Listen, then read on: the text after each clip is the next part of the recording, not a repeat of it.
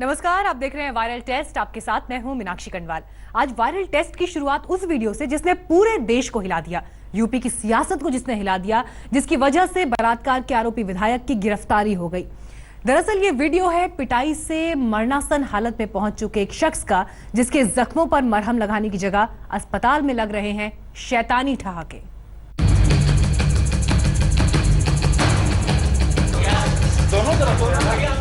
इंसानियत को शर्मसार करने वाला वीडियो, इंसान के जानवर बन जाने वाला वीडियो, डॉक्टरों के नाम पर शैतानों का वीडियो,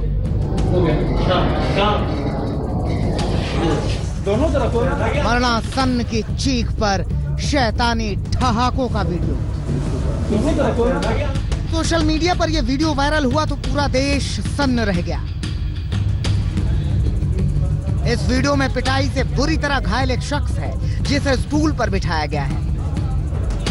यह शख्स इस कदर घायल है कि ठीक से बोल तक नहीं पा रहा है। इसके साथ पुलिस है, अस्पताल के कर्मचारी हैं, लेकिन देखिए किस तरह यहाँ ठहाके गूंज रहे हैं।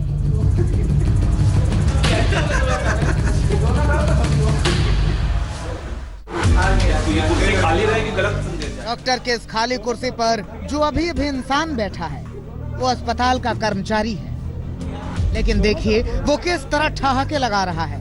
एक इंसान यहाँ अधमरी हालत में बैठा है और इन दरिंदों को हंसी छूट रही है।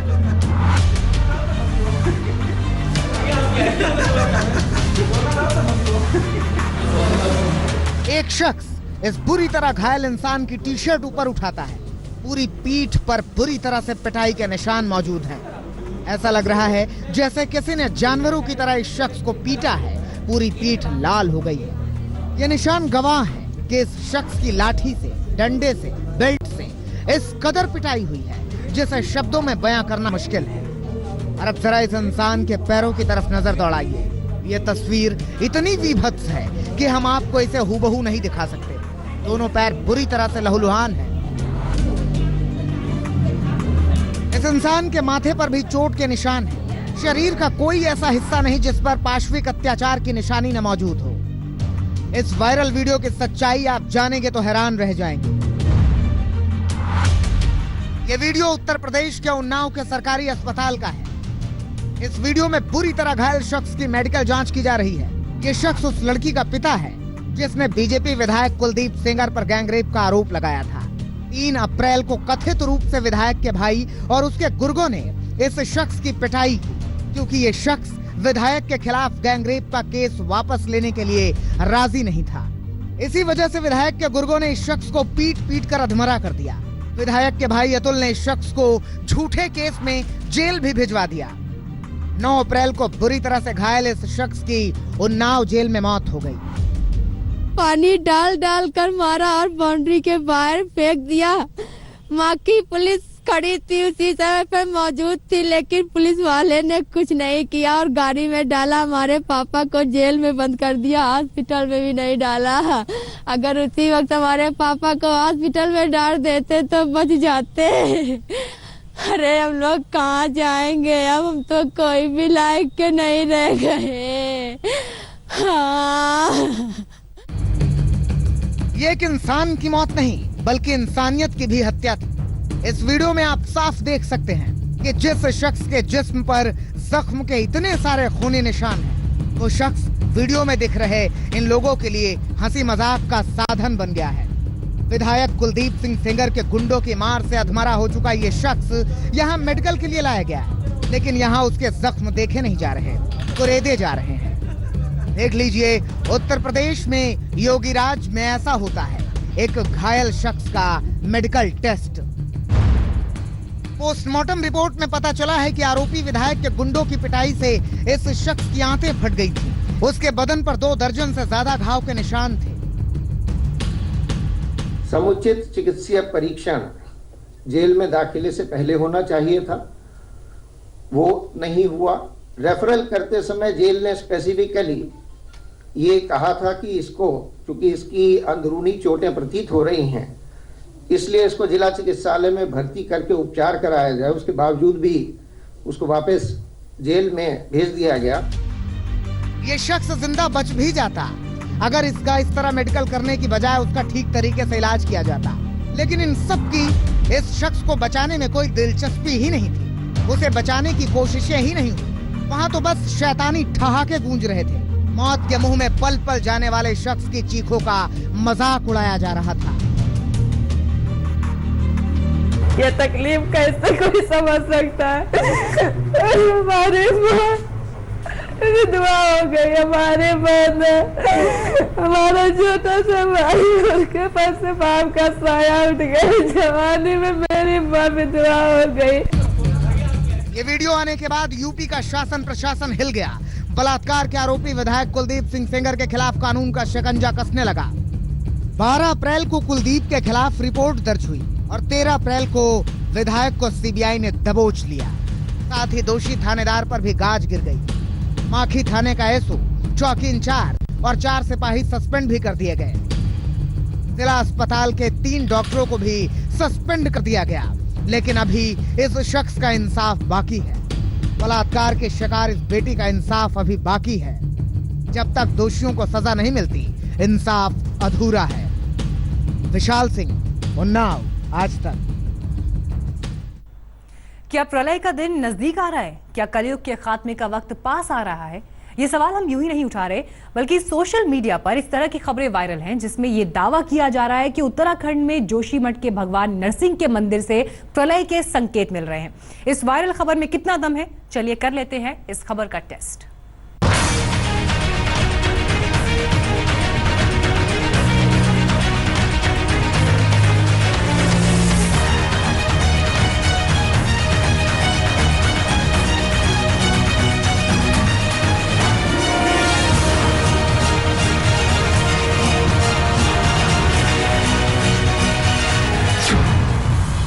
तो क्या अब दुनिया खत्म होने वाली है?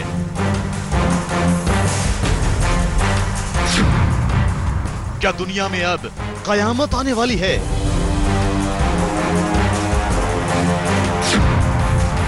एक मंदिर दे रहा है महाप्रलय के संकेत।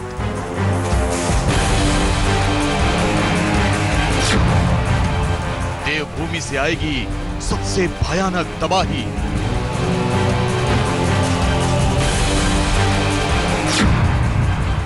उत्तराखंड के जोशीमठ से मिल रहे हैं प्रलय के संकेत।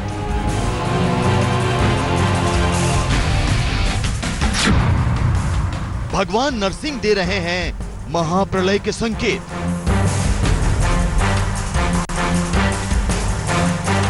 देवभूमि उत्तराखंड में तबाही आप देख ही चुके हैं। जून 2016 में देवभूमि ने ऐसा प्रलय आया कि सब कुछ तबाह बर्बाद हो गया। सैकड़ों लोग मारे गए। इस तबाही में पूरा केदार धाम तबाह हो गया। सिर्फ नाथ ही बचे थे। उत्तराखंड में तबाही के निशान अभी तक बाकी हैं और अब फिर से महाप्रलय के संकेत मिल रहे हैं। सोशल मीडिया पर एक वायरल हो रही खबर है जिसमें दावा किया जा रहा है कि उत्तराखंड के जोशीमठ में बने भगवान नरसिंह के मंदिर से प्रलय के संकेत मिल रहे हैं।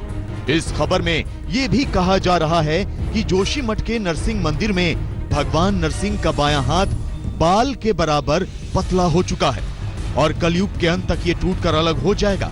और जैसे ही ये हाथ भगवान नरसिंह के शरीर से अलग होगा, उस दिन प्रलय आएगा। कलयुग के अंत में जाकर के, यानी भगवान की कला जब समाप्त हो जाएगी, तो निश्चित है कलयुग के अंत में तो भगवान का कोई मानने वाला नहीं रहेगा, भगवान के स्वरूप को कोई मानने वाला नहीं रहेगा। अगर इस खबर में वाकई सच्चाई है तो क्या अब कलयुग का अंत नजदीक है? क्योंकि कहा यह जा रहा है कि भगवान नरसिंह का बायां हाथ बाल के बराबर पतला हो चुका है। यह खबर वाकई चौंकाने वाली है क्योंकि देवभूमि एक प्रलय देख चुका है। ऐसे में हमारा फर्ज बनता है इस बात की पड़ताल करने का कि इस खबर में आखिर कितनी सच्चाई है। लिहाजा हमने फैसला किया कि इस खबर का वायरल टेस्ट किया जाए। हमने सीधे उत्तराखंड की पहाड़ियों के बीच जोशीमठ में बने भगवान नरसिंह मंदिर का रुख किया और यहाँ के पुजारियों से लेकर धर्माधिकारियों से बातचीत की। ये जानने की कोशिश की कि आखिर भगवान नरसिंह के हाथ पतला होने का मतलब क्या है। बताया जाता है कि भगवान नरसिंह की मूर्ति पर बायां हाथ पूरी तरह पतला होता जा रहा है। स्कंद पुराण के सनत कुमार संहिता में वर्णन है कि जिस दिन हाथ अलग होगा उस दिन भगवान बद्रीनाथ की यात्रा बंद हो जाएगी।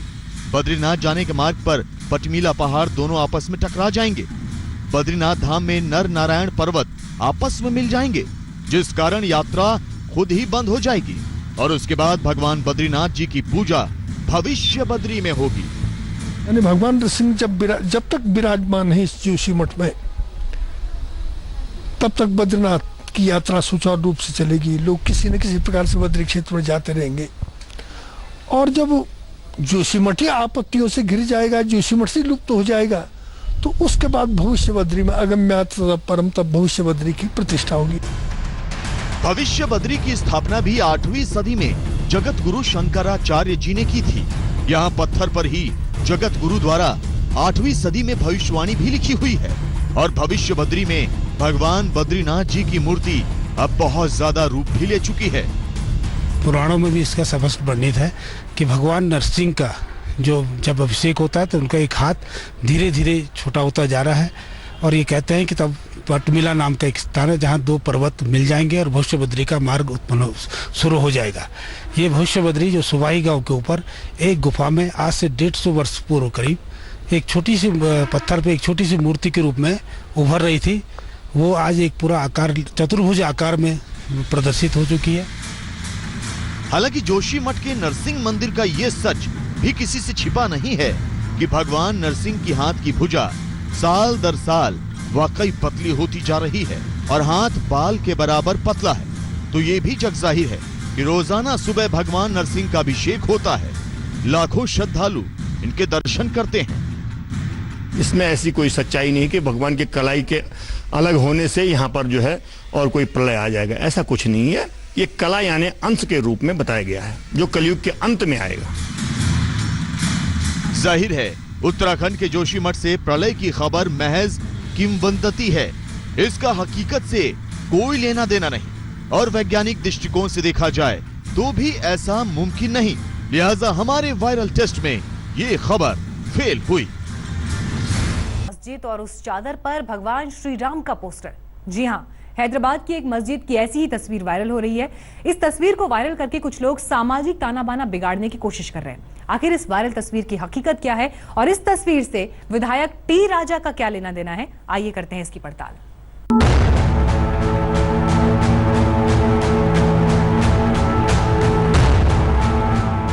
सफेद चादर से ढकी मस्जिद। मस्जिद पर भगवान श्री राम का पोस्टर।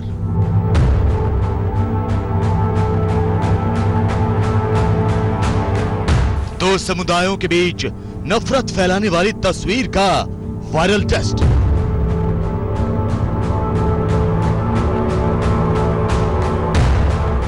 हैदराबाद की यह तस्वीर में सफेद चादर से ढकी एक मस्जिद पर टंगा श्री राम का पोस्टर और इस पोस्टर को लेकर वायरल होते सोशल मीडिया मैसेजेस। दो राय नहीं कि इन तस्वीरों के जरिए सिर्फ और सिर्फ दो समुदायों को आपस में लड़वाने की साजिश रची जा रही है। समाज में नफरत फैलाने की कोशिश हो रही है। तो क्या है इस तस्वीर की हकीकत? क्या वाकई मस्जिद पर श्री राम का पोस्टर टांग दिया गया? अगर हाँ, तो ये हरकत किसने अंजाम दी? किसने दो समुदायों को बांटने की कोशिश की? इस तस्वीर का वायरल टेस्ट करें उससे पहले इस पोस्टर को जरिया बनाकर सोशल मीडिया पर फैलाए जा रहे संदेशों का मजमून समझते हैं।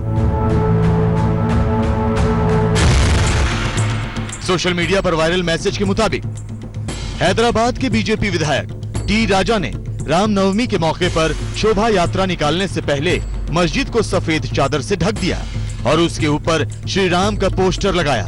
इसे कहते हैं ताकत। जय श्री राम।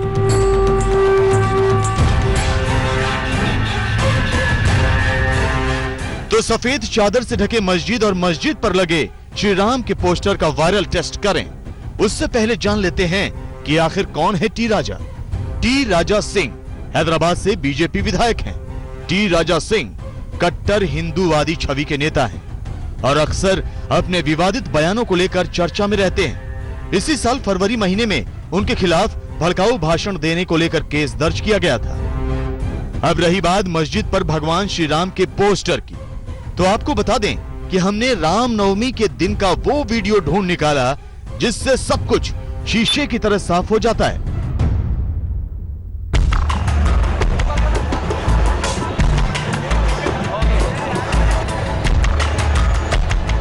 और से देखिए हैदराबाद का सिद्धि अंबर बाजार इलाका, जहां से रामनवमी का जुलूस निकाला जा रहा है। मस्जिद को सफेद चादर से ढका गया है, लेकिन मस्जिद पर श्री राम की तस्वीर कहीं नजर नहीं आ रही।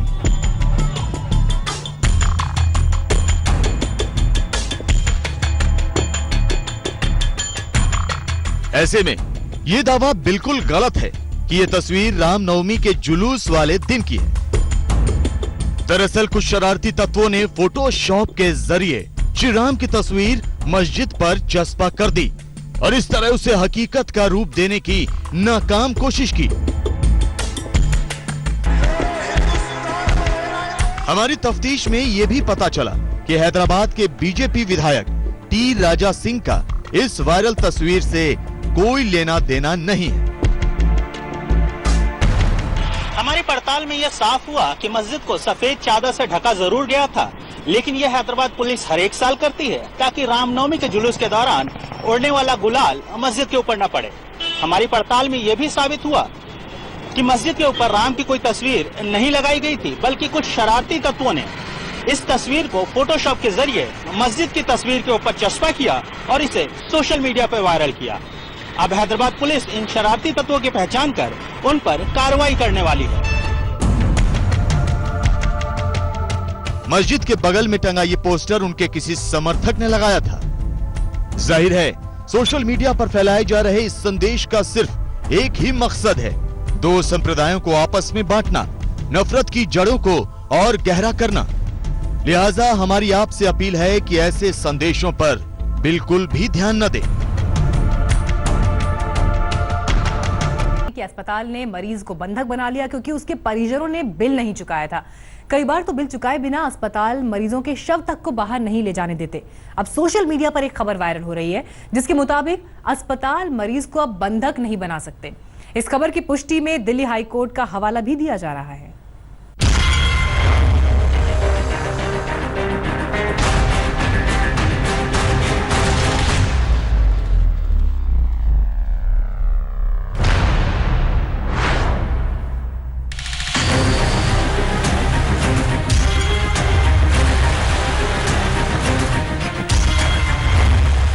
अब बंद हो जाएगी प्राइवेट अस्पतालों की मनमानी।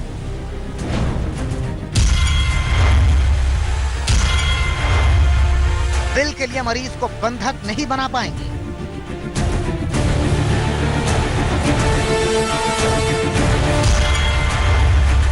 अदालत के आदेश ने कस दिया अस्पताल पर शिकंजा।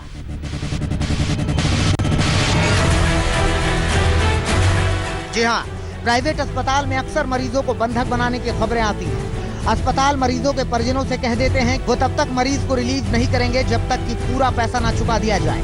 लेकिन अब सोशल मीडिया पर एक खबर वायरल हो रही है कि अस्पतालों की मनमानी पर दिल्ली हाईकोर्ट ने लगाम लगा दी है।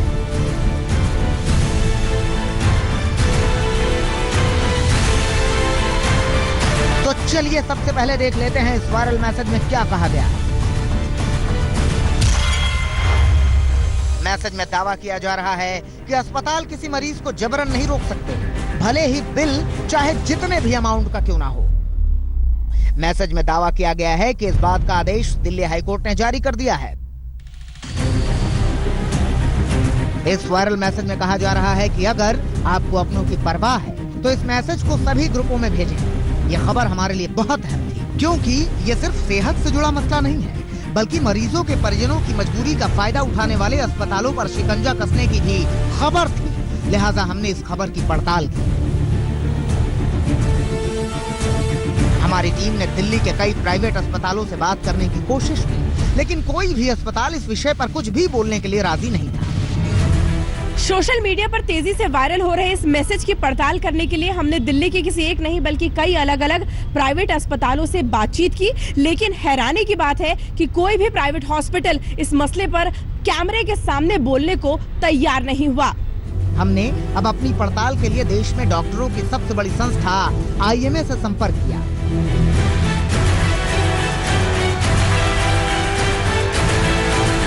हमने IMA के अध्यक्ष डॉक्टर रवि वानखेड़कर से बातचीत की। हमारे जानकारी में ऐसा कोई ऑर्डर हमारे तक के तो अभी तक के दिखा नहीं है, लेकिन जैसे मैंने कहा कि ये ऑर्डर की ज़रूरत पड़ने की नौबत आनी नहीं चाहिए। ये हॉस्पिटल्स इस तरह से व्यवहार नहीं करना चाहिए। डॉक्टर वानखेड़कर का कहना था कि उनकी जानकारी में ऐसा कोई अदालती आदेश नहीं है, लेकिन अस्पतालों की कोई नैतिक जिम्मेदारी भी तो बनती है। यानी IMA को भी हाईकोर्ट के ऐसे आदेश के बारे में मालूम नहीं था। अब हम अपनी पड़ताल आगे बढ़ाने के लिए दिल्ली हाईकोर्ट गए, वहाँ के वकीलों से मुलाकात की। हमने हाईकोर्ट के वरिष्ठ अधिवक्ता अशोक अग्रवाल से बात की। उन्होंने हमें बताया कि अस्पताल अक्सर मरीजों को पैसे के लिए बंधक बना लेते हैं, जिस पर दिल्ली हाईकोर्ट ने कई बार संज्ञान लिया है। इस तरीके के मामले हाईकोर्ट में, दिल्ली में भी और बाहर की हाईकोर्ट्स में भी आए हैं, जहां पे प्राइवेट हॉस्पिटल्स ने जो है किसी या तो डेड बॉडी पेशेंट की डिटेन कर ली या जो पेशेंट है उसको डिस्चार्ज करने से रिफ्यूज़ कर दिया और ये कहा कि जो आउटस्टैंडिंग मनी है बैलेंस वो आप हॉस्पिटल में दीजिए। तो अब किसी आदमी के पास अगर सपोज करो पैसे ही नहीं है देने के लिए तो क्या करेंगे, आप डेड बॉडी को या पेशेंट को डिटेन ही कर लेंगे। दिल्ली हाईकोर्ट के वरिष्ठ अधिवक्ता अशोक अग्रवाल का कहना है कि किसी मरीज को या मरीज के शव को बिल भुगतान न होने की वजह से रोकना पूरी तरह से गैर कानूनी है और ये मानवाधिकारों का उल्लंघन भी है। जब कोई आदमी की मतलब किसी रिलेटिव का कोई पेशेंट की डेथ हो गई है या कोई पेशेंट ठीक हो गया उसको डिस्चार्ज करना है, तो उस वक्त जो आउटस्टैंडिंग पेमेंट है उसको लेके जो वो उसको रोकते हैं वो टोटली इलीगल भी है, अनएथिकल भी है और अनजस्टिफाइड भी है, इनह्यूमन भी है, उससे ह्यूमन राइट्स भी वायलेट हो रहे हैं पेशेंट्स के। दिल्ली हाईकोर्ट ने इस बारे में अस्पतालों को कई बार ऐसे आदेश जारी किए हैं। इसका कानूनी पहलू ये है कि अगर मरीज के परिजन अस्पताल को बकाया भुगतान नहीं करते तो अस्पताल उन पर केस कर सकते हैं, लेकिन मरीज को बंधक बनाकर नहीं रख सकते। हाईकोर्ट अपने कई बड़े आदेशों में कई बार ये साफ कर चुका है कि मरीज जो भी प्राइवेट हॉस्पिटल्स में हैं और उनके इलाज में कितनी भी बड़ी रकम क्यों न खर्च हुई हो, लेकिन वो मरीज को उस रकम को न चुकाने के बाद भी हॉस्पिटल में उसको डिटेन करके नहीं रख सकते। कई बार डेड बॉडीज को भी डिटेन कर लिया जाता है और जब तक मरीज के परिजन उस रकम को नहीं चुकाते हैं, हॉस्पिटल बॉडी को रिलीज नहीं करता है। आपको बताना चाहेंगे कि ये पूरी तरह से गैर कानूनी है और इसी पर मोहर लगाते हुए हाईकोर्ट इस तरह के आदेश बार बार दे चुका है।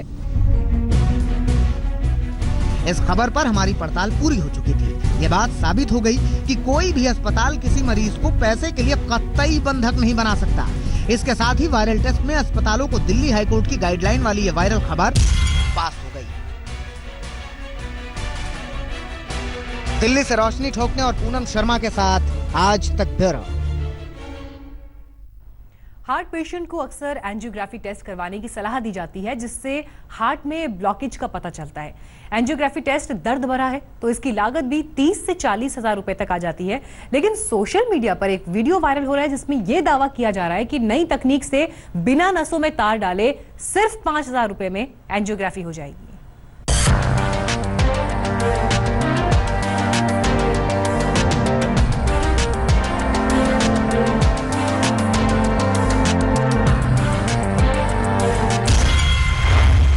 हार्ट पेशेंट के लिए आ गई खुशखबरी।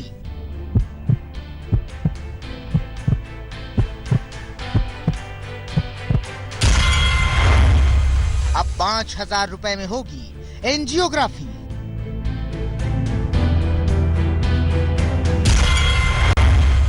एंजियोग्राफी के लिए अब नई तकनीक।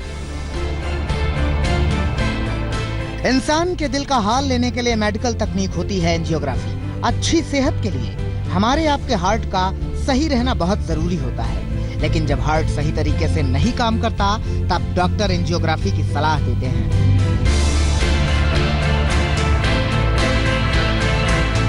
अब एंजियोग्राफी को लेकर एक वीडियो सोशल मीडिया पर वायरल हो रहा है, जिसमें दावा किया जा रहा है कि एंजियोग्राफी की नई तकनीक में सिर्फ 5,000 रुपए में ही काम हो जाएगा। इसके लिए चीर फाड़ भी नहीं होगी। इस वायरल खबर की हम पूरी पड़ताल करेंगे, लेकिन उससे पहले आपको बताते हैं कि एंजियोग्राफी क्या है, ये होती कैसे है।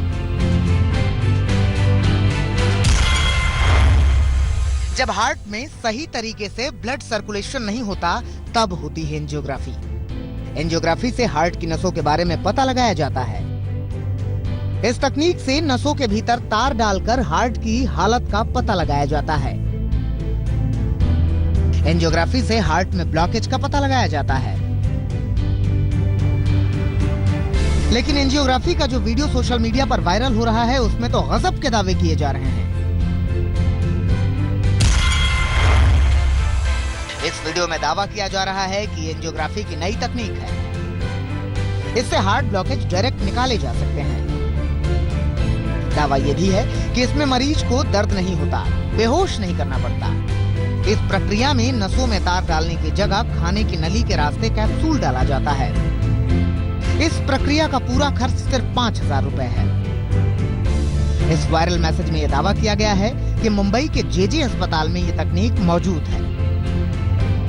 हमारी टीम इस वीडियो की सच्चाई का पता करने के लिए मुंबई के जेजे अस्पताल पहुंची, क्योंकि इस वायरल मैसेज में जेजे अस्पताल का जिक्र था।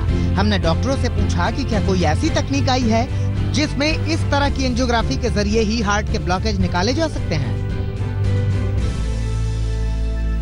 मेरे ख्याल से अर्ली कैंसर जो डिओडिनम, स्टमक, इसोफेगस या ओरल कैविटी में है उसको टच करके उसका साइटोलॉजिकल प्रिपरेशन यानी अर्ली कैंसर डिटेक्शन हम लोग कर सकते हैं। तो ये टेक्निक जो है नॉन इन्वेजिव है, ओपीडी बेस्ड टेक्नोलॉजी है। जेजे अस्पताल के अधीक्षक ने ये तो साफ कर दिया कि इस वीडियो में दिखाई गई तकनीक एंजियोग्राफी के लिए नहीं है, बल्कि कैंसर के टेस्ट के लिए है। इसमें कैंसर के शुरुआती स्टेज का पता लगाया जा सकता है। चलिए, ये बात तो साफ हुई, लेकिन क्या जेजे अस्पताल इसका इस्तेमाल करता है? इसकी पड़ताल बाकी थी। इसमें जेजे या महाराष्ट्र के कोई हॉस्पिटल से रिलेटेड कुछ है नहीं, यहाँ पर ऐसी कुछ टेक्नोलॉजी नहीं है। हम लोग वही मैं दोहराना चाहता हूँ कि हम लोग जो है जो गवर्नमेंट जो एजेंसीज हम गवर्नमेंट हॉस्पिटल के लिए जो शासन मान्य प्रोसीजर है वही हम लोग फॉलो करते हैं। तो अब तक तो ऐसा कुछ नहीं है, बट जो वीडियो दिखाया है उसका जो टाइटल देखा है मैंने कि वो हार्ट के प्रोसीजर के लिए यूज़ किया गया है और जेजे हॉस्पिटल में हो रहा है, तो ऐसी कोई टेक्नोलॉजी हमारे पास नहीं है। हमारी पड़ताल अब अपने अंजाम तक पहुंच चुकी थी। इस वीडियो की सच्चाई का पता चल चुका था। कभी कार्डियोलॉजी के नाम पर तो कभी कैंसर डिटेक्शन के नाम पर यह क्लिप पिछले कुछ महीनों से लगातार वायरल हुई जा रही है। हिंदुस्तान में ऐसे किसी भी मेडिकल डिटेक्शन टेस्ट के लिए उसे गवर्नमेंट अप्रूव होना जरूरी है और फिलहाल हिंदुस्तान में ऐसी कोई भी टेस्ट को गवर्नमेंट का अप्रूवल नहीं है और इसीलिए जेजे हॉस्पिटल के नाम से वायरल हुई इस क्लिप की जब हमने पड़ताल की तो ये क्लिप फर्जी पाई गई। हमारी पड़ताल में साफ हुआ कि ये वीडियो एंजियोग्राफी का टेस्ट नहीं बल्कि कैंसर का डायग्नोज करने के लिए है। ये विदेश में बना वीडियो है। इसकी सच्चाई पर कोई सवाल नहीं है, लेकिन इस तरह की तकनीक अभी ना तो हिंदुस्तान में आई है और ना ही मुंबई के जेजे अस्पताल में इसका इस्तेमाल होता है। इसी के साथ ही हमारे वायरल टेस्ट में यह खबर। सोशल मीडिया पर एक वीडियो वायरल हो रहा है जिसमें कई लड़के मिलकर एक लड़के को पेड़ से बांधकर पीट रहे हैं। इंसानियत को शर्मसार कर देने वाले इस वीडियो के बारे में तरह तरह की अफवाहें फैलाई जा रही हैं। कोई इसे सांप्रदायिक रंग दे रहा है तो कोई दलित बनाम सवर्ण का रंग दे रहा है। तो आखिर क्या है इस वीडियो की हकीकत? चलिए करते हैं इसकी पड़ताल।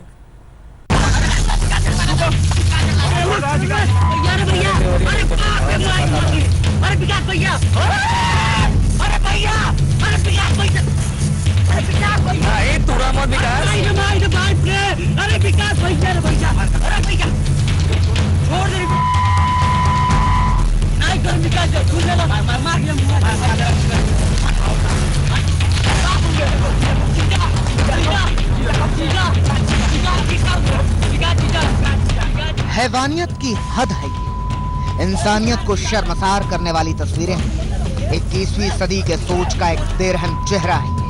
पेड़ से बंधा यह युवक चिल्ला रहा है, रहम की भीख मांग रहा है, बख्श देने के लिए गिड़गिड़ा रहा है, लेकिन इसकी कोई नहीं सुन रहा, कोई इसकी मदद नहीं कर रहा, बल्कि हर कोई इस पर जुल्म कर रहा है, बेतहाशा मार रहा है, बेल्ट से, लातों से, जूतों से, मानो इसने कोई बहुत बड़ा गुनाह किया हो, मानो इसे जीने का कोई हक ही नहीं हो, इसके जान की कोई कीमत ही नहीं हो।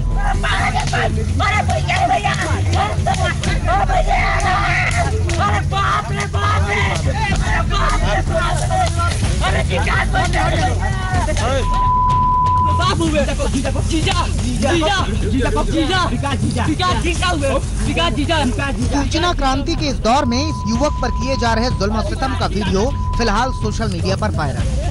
इस वीडियो को लेकर लोगों में रोष है। बदलते भारत की तस्वीर पर सबकी अपनी अपनी राय, सबकी अपनी अपनी सोच है। कुछ लोग तो इसे सांप्रदायिक रंग तक देने लगे, लेकिन हमारे जहन में चंद सवाल थे जिन्हें जानने के लिए इस वीडियो का वायरल टेस्ट करना जरूरी है। मसलन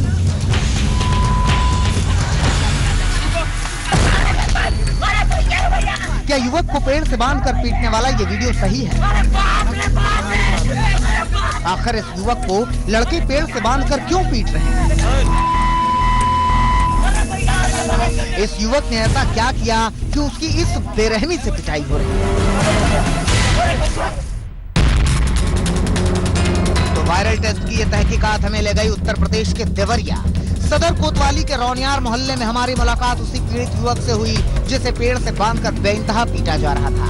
इस युवक का नाम है शमशाद अहमद और इसे पीटे जाने का वीडियो 28 मार्च को दिन के 11:30 से 12 बजे के बीच सकरा पार गांव के नजदीक रेलवे ट्रैक के पास फिल्माया गया। आप वीडियो में भी देख सकते हैं कि पीछे से ट्रेन गुजर रही है। अब आप उस मुख्य आरोपी का चेहरा देख लीजिए जो शमशाद पर सबसे ज्यादा जुल्म कर रहा है। उसकी बाहें मरोड़ रहा है, जिसका नाम वीडियो में बार बार लिया जा रहा है, जिससे शमशाद रहम की भीख मांग रहा है। जी हाँ, विकास यादव। काली टी शर्ट पहने विकास यादव ने ही शमशाद को सबसे ज्यादा पीटा। उसी के इशारे पर बाकी के लड़कों ने शमशाद को पेड़ से बांधा और फिर उसकी बेल्ट से पिटाई करनी शुरू कर दी। विकास यादव मेन वही था फ्रंट पे। लेटेस्ट खबरों के लिए यूं ही देखते रहिए आज तक और इस वीडियो के पसंद आने पर लाइक, शेयर एंड सब्सक्राइब करना ना भूलें।